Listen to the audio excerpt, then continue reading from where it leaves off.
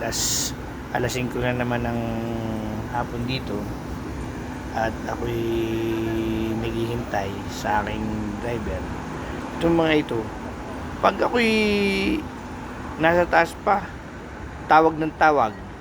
Pag ako'y maagap dito, saka namang wala. Tapos ako'y naka-ready na pag-duty. Kaya namin yung driver, hindi ko alam kung nasa na yung sakit niyo. Ang masakit nito, tingnan nyo, itong titindang ito, kaya kita nyo bagay mga nagtitindang yan,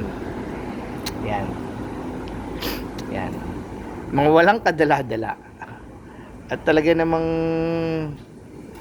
namang hinuhuli na yan hinuhuli ng baladiya, yung parang MMDA ba sa atin. Ako naman kay naghihintay ngayon, lagi akong maagap, sila yung laging pag naman ako'y nag-late, sila naman ang maagap. Naganda na saging yun. Tignan nyo nagaganda na saging. Ang dami yun. Nagaganda na saging. Kaya lang duty na tayo ngayon. Ako'y wala pa yung aking mahiwagang driver. At talaga namang ako'y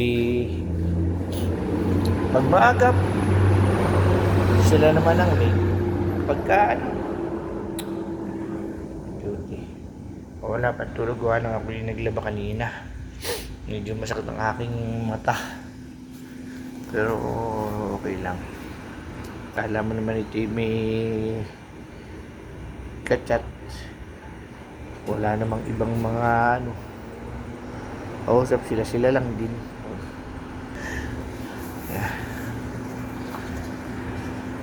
Anong oras na?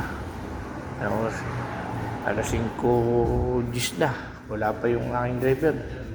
Mabot tatawag-tawag sa akin yung nasa site. Ay Diyos ko, yung driver nila ang lagi na lamang late.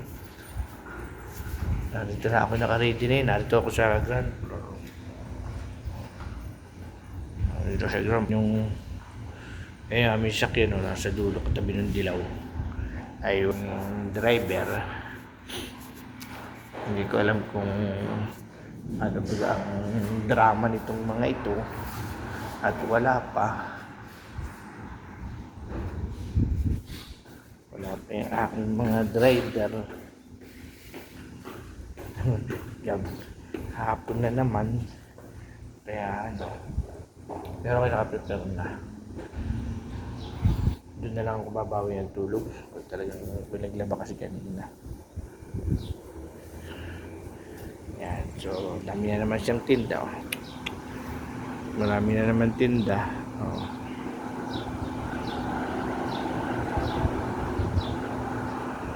Kasi mamaya uhulihin na naman yung mga yan. Pag inuli, bit lahat, wala nang sabi. Pag inuli, bit lahat, dala lahat yung mga paninda. Kaya talaga wala silang kadala-dala. Kaya ayan. So kahit po ngayon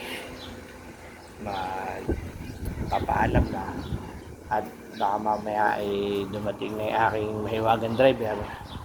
Paano na po, bye bye.